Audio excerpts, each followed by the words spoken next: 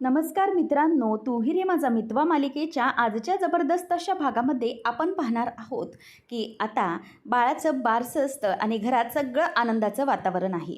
आणि ईश्वरी आता पुढे जाते आणि त्याच वेळेला आजी तिला म्हणते की जा गं ईश्वरी, बाळाचं नाव ठेव. तेव्हा ईश्वरी जाते आणि पुढे पाळण्यात जाऊन बाळाच्या कानात जाऊन कुर्र असं करते. आणि त्याच वेळेला मग सगळ्याजणी टाळ्या वाजवतात. त्याच वेळेला आता ईश्वरी ही म्हणते की ताई, अंजली ताई, या ना तुम्ही सगळ्या. आणि मग पाळणा सगळेजण हलवायला लागतात.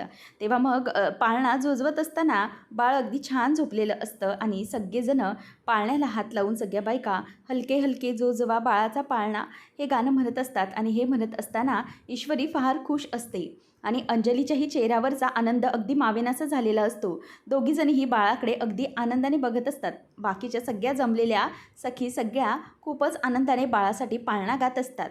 सगळं काही व्यवस्थित आणि एकदम आनंदात सुरू असतं. आणि मग तेवढ्यातच आता आकाश त्या सगळ्यांची फोटो काढत असतो. अजूनही नमू आली नाही आहे हे त्याच्या मनात येत असतं, परंतु सगळ्या बायका अगदी जमलेल्या असल्याने उत्साहाने त्यांच्यामधला कार्यक्रम हा सुरू असतो. नंतर मग आता वल्लरी म्हणते की बघ बाळ किती छान दिसते, छान झोपले.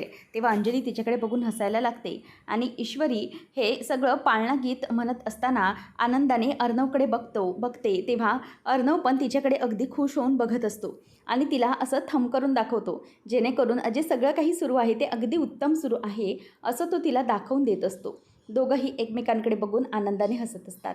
आता बाळाकडनं आईची म्हणजेच अंजलीची नजर काही हटत नसते, कारण बाळ खूपच झोपलेलं असताना छान दिसून येत असतं. त्यानंतर आपल्याला पाहायला मिळतं की आता नाव ठेवण्याची वेळ आलेली असते आणि ईश्वरी म्हणते की आपण एकदम मस्तपैकी बाळाचं नाव आता ठेवणार आहोत. म्हणजे मामा मामी म्हणून आम्हाला बाळाचं नाव ठेवण्याचा मान मिळाला आहे, तर बाळाचं नाव असणार आहे असं म्हणून आता ईश्वरी ही सगळ्यांसमोर म्हणते की आता सगळ्याजणांनी एकदम आनंदाने आणि लक्ष देऊन पहा बाळाचं नाव काय असणार आहे ते.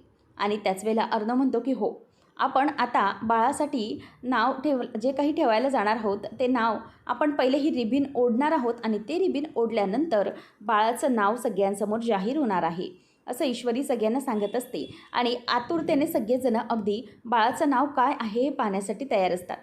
तेव्हा मग आई आणि बाबा, तुम्ही दोघंजणही उत्सुक आहात ना बाळाचं नाव पाहण्यासाठी?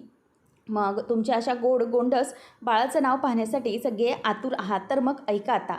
आत्तापर्यंत आपण फक्त बाळाला सोनू, पिल्लू, छकुली, सोनू अशी हाक मारून सगळेजण बोलत होतो.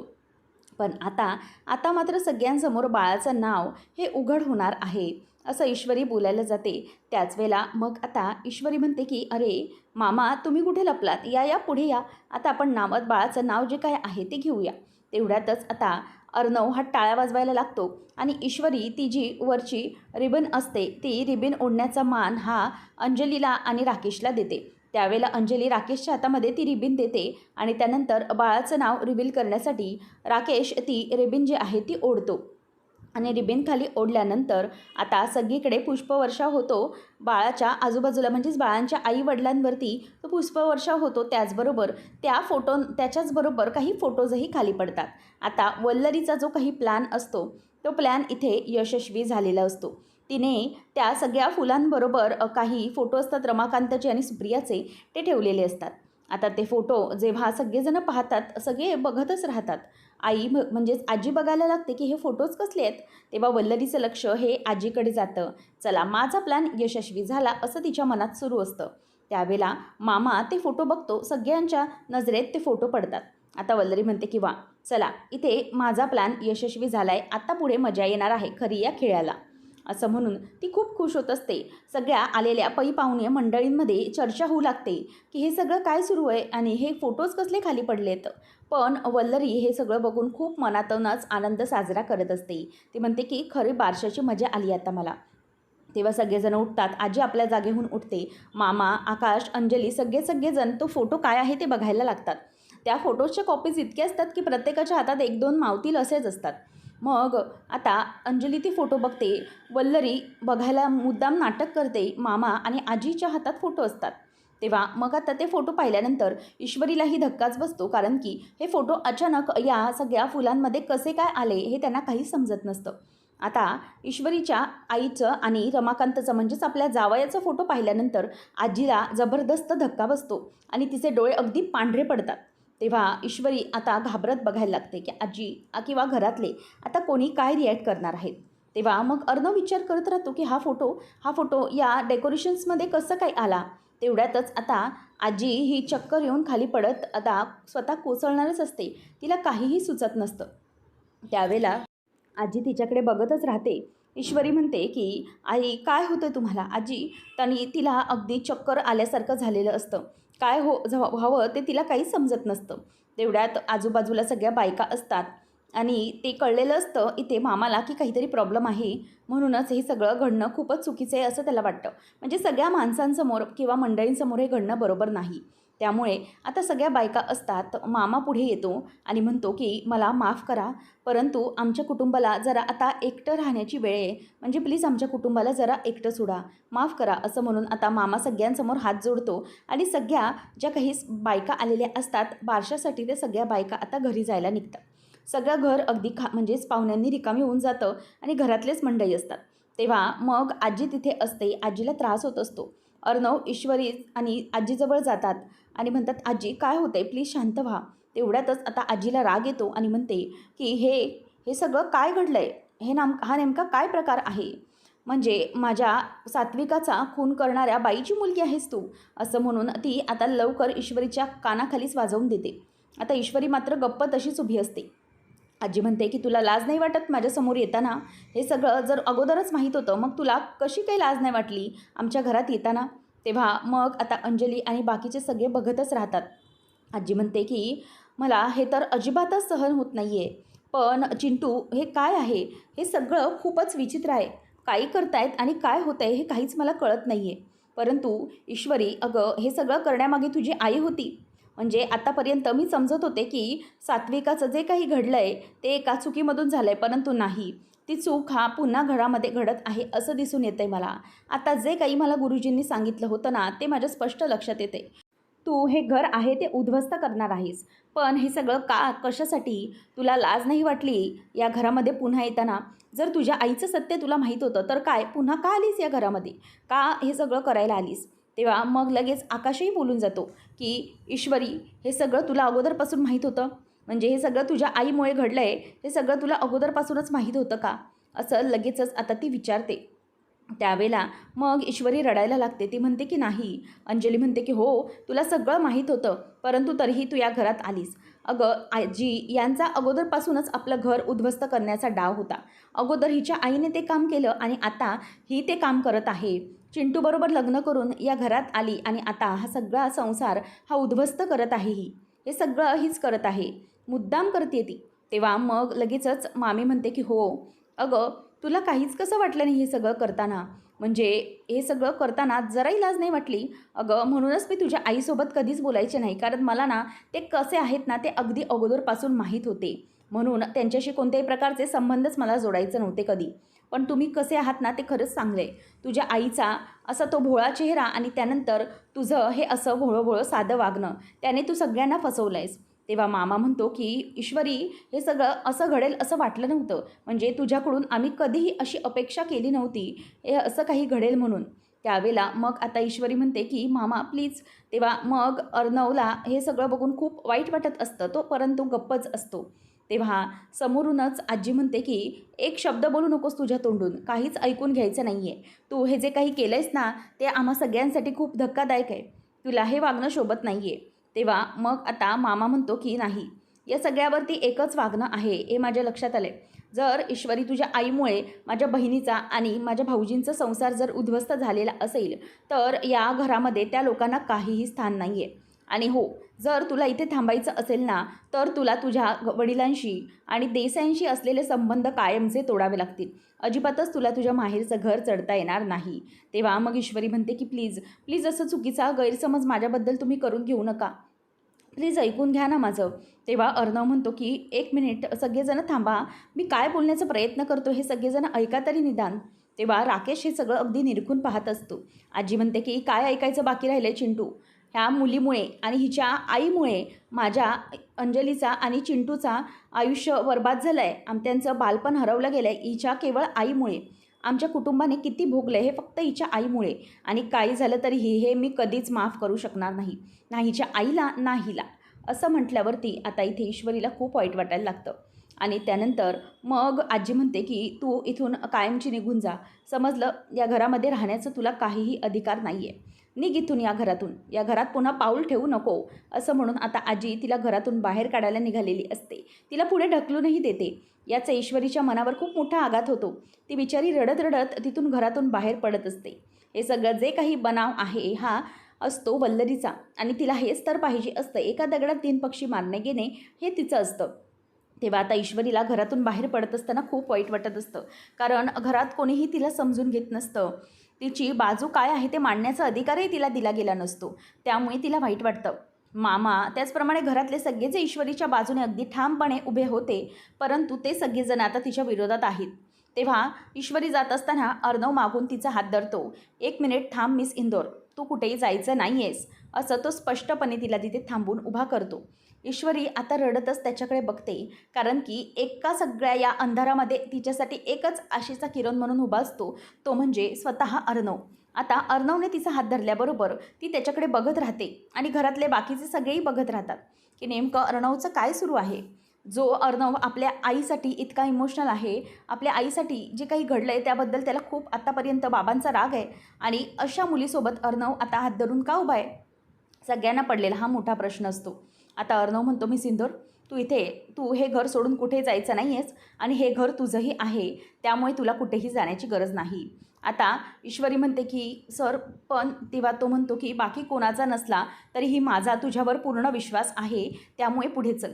तेव्हा आता ईश्वरीला घेऊन अर्णव पुढे आलेला असतो. आजी म्हणते की हे सगळं काय चाललं आहे चिंटू? अरे, ज्या मुलीमुळे, ज्या बाईमुळे घर उद्ध्वस्त झालं आहे, तिला पुन्हा तू घरात घेऊन येतोयस, काय करतोयस काय? तेव्हा मामाही म्हणतो की हो अर्णव, हे सगळं काय सुरू आहे? तेव्हा अर्णव म्हणतो की मी सगळ्यांना सांगतो. मला माहिती आहे तुम्हा आता सगळ्यांना जे काही घडलं आहे ना, ते सगळं माहीत आहे. आत्ता पडलं आहे ना आज, परंतु मला काही दिवसापूर्वीच हे माहीत पडलं होतं. तेव्हा मग लगेच अंजली म्हणते की चिंटू, हे काय करतोयस काय तू? ज्या मुलीमुळे तुझ्या आईची ही अवस्था झाली आहे, जिच्या आईमुळे हे सगळं घडलं आहे, त्या मुलीला तू पुन्हा एकदा घरात घेऊन येतोयस? कुठल्या प्रेमाची पट्टी बांधली आहेस रे तू? आणि काय इतका हिच्या प्रेमामध्ये आकंठ बुडालायस तू, की तुला चूक काय आणि बरोबर काय याची जराही जाणीव होत नाही आहे? तेव्हा मग आजी म्हणते की चिंटू, स्वतःच वेळी आवर घाल स्वतःला, नाहीतर हे सगळं खूपच एका भयंकर टोकाला जाईल. तेव्हा मामी पण म्हणत असते की अर्णव, या मुलीला घराच्या बाहेर काढ. तेव्हा सगळ्या जणांना उत्तर देत तो म्हणतो की हे बघा, तुमच्या सगळ्यांचा जो राग आहे तो मी समजू शकतो, परंतु तुम्हाला हे जे काही आत्ता वाटलं ना, तेव्हाच मलाही वाटलं होतं. मी पण तसाच वागत होतो तिच्याबरोबर, परंतु मला सत्य काय होतं ते माहीत नव्हतं म्हणून. पण आता माझ्या लक्षात आलेलं आहे की नेमकं सत्य काय आहे. म्हणूनच मी सिंदूरवर कुठल्याही प्रकारचा राग आता धरू शकत नाही आहे. तेव्हा आजी म्हणते की बस कर चिंटू, या सगळ्या गोष्टी आहेत ना, तुला कळत नाही आहेत ही मुलगी तुझ्यासोबत काय वागते ते. हे सगळं थांबव आताच्या आता, नाही तर खूप मोठा प्रकार होऊन बसेल. तेव्हा वल्लरी म्हणते की बघितलं का अर्णव, अरे तू हिची साथ देतोयस, परंतु हिच्या आईमुळे सगळं घडलं हे का विसरतोयस तू? उद्या जाऊन तिची आई कोणत्याही प्रकारचा राग काढू शकते, किंवा हिचा वापर करून ते दोघंजणही जे काही करतायत. आणि ह्या साध्या भोळ्या चेहऱ्यांमागे ना, दोन्ही म्हणजेच आईचा आणि लेकीचा साधा भोळा जो चेहरा आहे त्याच्यामागे खूप मोठ्या कटकारस्थानी बायका आहेत या. त्यामुळे तू हिच्यावर विश्वास ठेवू नको आणि आपलं घर हिच्यातून कायमचं मुक्त कर. तेव्हा आता अर्णवचं कोणीच ऐकायला तयार नाही. राकेश म्हणतो की जरा प्लीज तुम्ही 1 मिनिट सगळेजण थांबता का? म्हणजे सॉरी, मी एक बोलू का? खरं तर मला काहीही आठवत नाही आहे यातलं. हे जे काही बोलेन त्यामधलं फक्त माझ्या मनात आता जे काही आहे ते मी बोलतो आहे. म्हणजे जेव्हापासून मेमरी लॉस झाली आहे तेव्हापासून या दोघांना बघतो आहे आणि त्यांच्या त्या सगळ्या वागण्याच्या अनुभवानंतर मी सगळ्यांसमोर बोलतो आहे. आता मामी बघत राहते की नेमका याचं काय बोलणं सुरू आहे. तेव्हा तो म्हणतो की हे बघा, म्हणजे तुम्ही या दोघांवरती जे आरोप लावताय ना, ते मला असं वाटतं की चुकीचे आहेत.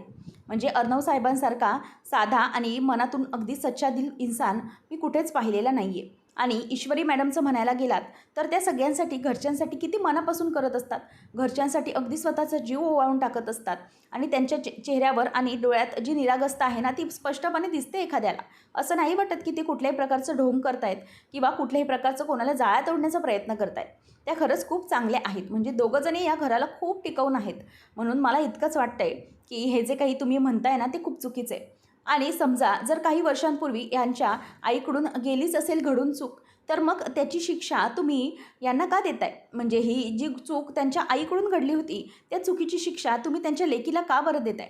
त्यांच्या लेकीने तर काहीच केलेलं नाही आहे. यात त्या बिचारीचा काय दोष सांगा मला? असं सांगितल्यावर आता आजीचे थोडे का होईना परंतु डोळे उघडतात आणि राकेशच्या बोलण्यावरती जरा त्यांचा विश्वास बसू लागतो. आता अर्णव आणि ज्या ईश्वरी मॅडम आहेत, ते दोघंजणं खरंच खूप चांगले आहेत. त्यामुळे प्लीज तुम्ही त्यांना काहीच बोलाल असं मला अजिबात वाटत नाही आहे. तेव्हा आता अर्णव म्हणतो की खरंच जीजू थँक्स. म्हणजे जरी तुमची मेमरी गेलेली असली तरीही तुम्ही काही गोष्टी डोक्यात ठेवल्या आहात आणि त्या बघूनच तुम्ही मला आणि ईश्वरीबद्दल जे काही बोलताय त्याबद्दल खरंच थँक्स. म्हणजे तुम्ही समजून घेतलं त्यामुळे थँक्स असं लगेचच आता तो तिला बोलायला लागतो. अर्णव म्हणतो की हेच आहे, मला हेच सांगायचं आहे की मिस इंदोर जी आहे या सगळ्यामध्ये तिचा काही संबंध नाही आहे. तुम्ही उगीचच प्लीज तिला बोलू नका. मलाही असंच वाटत होतं या अगोदर. म्हणजे जेव्हा मला समजलं होतं ना, तेव्हा मी पण तिला असाच दोष देत होतो. परंतु आता माझ्या लक्षात आलं आहे की हे जे काही घडलं आहे ना, त्यामध्ये त्या बिचारीचा काहीही दोष नाही आहे. हे सगळं जे काही घडलं आहे ते तिच्यामुळे काहीच घडलेलं नाही. त्यामुळे तुम्ही प्लीज तिला काहीच बोलू नका. असं आता ईश्वरीच्या बाबतीत डिफेंड तो करत असतो. तेव्हा राकेशच्या बोलण्यामुळे सगळेजण अगदी गप्प झालेले असतात.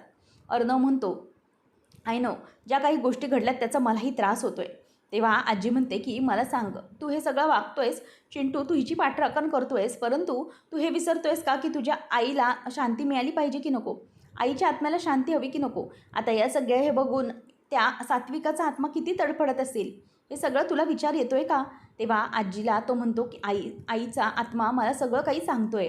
मला माहिती आहे हे जे सगळं काही घडलं आहे ना, त्यामध्ये ईश्वरीची किंवा तिच्या आईची काहीही चूक नाही आहे. पण मला काही गोष्टी शोधायच्यात. त्या सगळ्या गोष्टी माझ्या हाती लागल्यानंतर माझ्या लक्षात येणार आहे की नेमका हा सगळा काय प्रकार आहे आणि हे कसं घडणार आहे ते. त्यामुळे सगळेजण प्लीज शांत व्हा. तेव्हा मग घरातलं वातावरण शांत झालेलं असतं आणि इथे शुभंकरला घरी आणलेलं असतं आणि त्याची मान जरा दुखत असते. आई त्याला पाणी आणून देते आणि दोघीजणी आवाज त्याला देत असतात की शुभंकर, काय झालं? तुला बरं वाटतंय का आता? म्हणजे तुला काही त्रास तर होत नाही आहे? तेव्हा तो पटकन आता डोळे उघडतो आणि म्हणतो की आई गं, जरा दुखतंय मला. तेव्हा मग आई म्हणते की हे पाणी पिऊन घे, म्हणजे तुला जरा बरं वाटेल. त्यावेळेला लगेचच नमूला तो विचारतो की अरे हे काय? तू तर साडी नेसली होतीस ना, आणि तुम्ही दोघीजणी अशा, म्हणजे मला सांगा नक्की काय झालं आहे? तुम्ही दोघीजणी बारशाला गेल्या नाहीत का? तेव्हा मग आई म्हणते की जाऊ दे, आता ते सगळं बाजूला जाऊ दे. खूपच वाईट प्रकार घडला, त्याच्यामुळे आम्हाला काही सुचलं नाही काय करायचं. आणि नक्की हे सगळं काय घडलं होतं काहीच समजायला मार्ग नाही आहे. नमू म्हणते की हो, म्हणजे अचानक काय ते गुंड घरात शिरले असतील. तेव्हा लगेचच आता शुभंकर म्हणतो की हो ना, मीही त्या लोकांना ओळखत नाही. कोण होते ते लोक? म्हणजे अगदी सर्जिकल स्ट्राईक केल्यासारखं घरात घुसले आणि मला धुतला अक्षरशः त्यांनी. कारण काय, कोण होते, काय त्यांचं मी वाकडं केलं, मला काहीच कळलं नाही. पण काहीच कळत नाही आहे, अगदी कपडे धुतल्यासारखा धुवून काढला आहे मला त्यांनी. तेव्हा लगेचच नमू म्हणते की बघितलं आई, इतकी गंभीर परिस्थिती आहे तरी या माणसाचं काही जोक्स करणं जात नाही आहे. तेव्हा तो म्हणतो की मग आता काय करायचे मी? म्हणजे मलाच कळत नाही आहे ना ते लोक कोण होते ते, मग काय करणार तरी काय मी? तेव्हा आता आई म्हणते की हे बघ, ह्या गोळ्या खाऊन घे, म्हणजे तुझं दुखणं फार थोडं कमी होईल.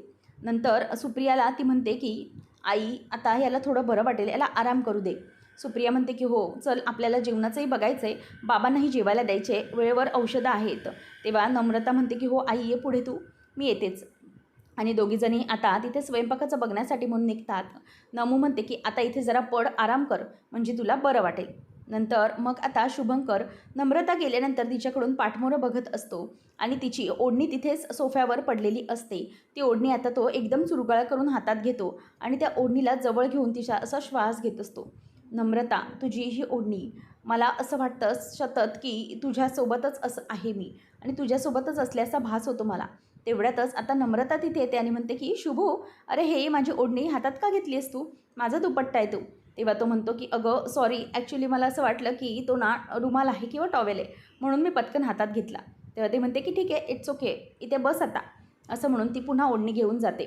अर्णवने सगळ्यांसमोर ईश्वरीला डिफेंड केलेलं आहे. तो म्हणतो की मी सिंदूर, हे बघ, एक गोष्ट कायम लक्षात ठेव, कोणाचाही तुझ्यावर विश्वास नसला तरीही माझा विश्वास आहे तुझ्यावर. तुला मी कुठेही एकटीला सोडणार नाही. विश्वास आहे म्हणूनच या सगळ्या गोष्टी आहेत. इतक्या दिवसांमध्ये तू तो सिद्ध करून दाखवला आहेस आणि हे सगळं तुझ्या आईमुळे जे काही घडलं आहे ते खोटं आहे हे देखील सगळ्यांसमोर आपण आणू. परंतु तू अजिबात घाबरू नकोस. सगळं जग जरी तुझ्या विरोधात गेलं ना तरीही मी तुझ्यासोबत आहे कायम. कितीही काही चुकीचं घडलं तरीही मी तुझी साथ कधीही सोडणार नाही. मी कायम तुझ्यासोबत आहे असं अर्णव आता सगळ्यांसमोर बोलतो. आणि त्यामुळे अर्णवची असलेली ईश्वरीला साथ पाहून सगळ्यांची तोंडं अगदी मुरडली जातात. आणि नंतर मग राकेश तिथून निघून जातो आणि तिच्या मागोमाग आता अंजली पण निघून जाते आणि आजी बाकीचे सगळे तिथून बाजूला होतात. अर्णव नेमकं असं का वागतोय? मामाला आजीला काहीच कळत नसतं, कारण अर्णव हा ईश्वरीची इतकी बाजू घेतोय की काहीच कळत नाही आहे. आता आजी मामा सगळेजण निघून जातात. घरात सगळ्यांना इतका मोठा जबरदस्त या सगळ्याचा धक्का बसलेला आहे की कोणालाच काही सुचत नाही आहे. नंतर मग मामी विचार करत राहते की झालं, इतकं सगळं घडून गेलं तरीही ही ईश्वरी काही घराबाहेर गेलेली नाही. तिचा हा प्लॅनही फ्लॉप झाल्यासारखाच असतो. तर आता पुढच्या भागामध्ये आपल्याला पाहायला मिळणार आहे की ईश्वरी म्हणत असते की हे सगळं कसं, म्हणजे मला कळत नाही आहे. अर्णव सर, या घरच्यांना आणि सगळ्यांना मी माझं मानलं होतं, आपलं मानलं होतं. प्रत्येकावर अगदी आपल्या जवळच्या माणसांसारखं प्रेम केलं होतं मी. परंतु याच माणसांनी काही खरं खोटं न बघण्याच्या अगोदरच एका सेकंदामध्ये या घरच्यांशी सगळे माझे संबंध असलेले तोडून टाकले. या घरामधून मला बाहेर निघून जा, या घराचं तोंड बघू नको असं सांगितलं. याचं खूप वाईट वाटतंय मला. तेव्हा मग अर्णव म्हणतो, मिस इंदोर, पण मला एक गोष्ट कळत नाही आहे. डेकोरेशन तर आपण दोघांनीच केलं होतं ना सगळं. त्या सगळ्या बकेटमध्ये फ्लावर वगैरे ठेवण्याचं कामही आपणच केलेलं. मग त्यामध्ये त्या डेकोरेशनमध्ये ते फोटो आले कसे? म्हणजे हे फोटो ठेवण्याचं काम केलं तरी कोणी? असा विचार आता तिथे अर्णवच्या डोक्यामध्ये यायला लागतो. आणि तेवढ्यातच ईश्वरी पण तेच बघत असते, कारण की तिला आतमधून पक्का माहीत असतं की हे सगळं करण्याचं काम आहे ते म्हणजे वल्लरीचं. नंतर मग अर्णवलाही तो प्रश्न पडलेलाच असतो. अर्णव म्हणतो की नक्कीच काहीतरी यामागे कारस्थान आहे. ईश्वरीच्या मनात हळूहळू येत असतं की हे कारस्थान करणारी बाई म्हणजे स्वतः वल्लरीच आहे. सगळेजण सकाळी नाश्त्याला बसलेले असतात. बाहेरून ऑर्डर केलेलं असतं. अर्णव येतो आणि म्हणतो की हे काय, सगळेजण असं बाहेरचं आणून का खाताय? बाहेरचा नाश्ता कशासाठी? ईश्वरीने सगळ्यांसाठी पोहे बनवले आहेत. त्यावेळेला मग आता वल्लरी म्हणते की नाही. तेव्हा आजी म्हणते की आम्ही आता हेच खाणार आहोत, तुला खायचं आहे तर खा, नाही तर नको खाऊस, काहीच प्रॉब्लेम नाही. तेव्हा वल्लरी म्हणते की हो, हे बघ अर्णव, आम्ही हाच नाश्ता खाणार आहे. तुला खायचं आहे तर खा, तुझ्या बायकोच्या हातचं बनवलेलं, परंतु आम्ही खाणार नाही. आम्ही हे असंच खाणार, तिच्या हातचं आम्हाला कोणालाही नको. असं आता मामी स्पष्टपणे सगळ्यांसमोर बोलून दाखवते. आणि ईश्वरीला या सगळ्यामुळे आता मनाला खूप वाईट वाटतं. तिने सगळ्यांसाठी नाश्ता बनवलेला असताना सगळेजण गपचूप असतात आणि सगळेजण आपापला नाश्ता खात असतात. कोणीही खायला तयार नसतं तिच्या हातचं. तिला वाईट वाटतं. ती म्हणते की अर्णव सर, प्लीज मला माझ्या आईकडे जाऊ द्या ना, म्हणजे मला घरी जाऊ द्या, मला आईची खरंच खूप आठवण येते. तेव्हा तिला खूप वाईट वाटलेलं असतं. घरातले सगळेजण तिच्याशी अक्षरशः संबंध तोडून टाकतायत. तेव्हा मग अर्णव म्हणतो की एक मिनिट मिस इंदोर, एक गोष्ट लक्षात घे की तू कुठेही जाणार नाही आहेस, इथून कुठेही जायचं नाही, समजलं? त्यामुळे तुला इथेच थांबायचं आहे. असं म्हणून आता ईश्वरीला तो तिथल्या तिथे थांबवतो. ईश्वरी आता कशाप्रकारे अर्णव निर्दोष सिद्ध करणार आहे आणि नेमकं काय घडणार पाहणं रंजक ठरेल. अशाच अपडेटसाठी चॅनलला सबस्क्राईब करा. धन्यवाद.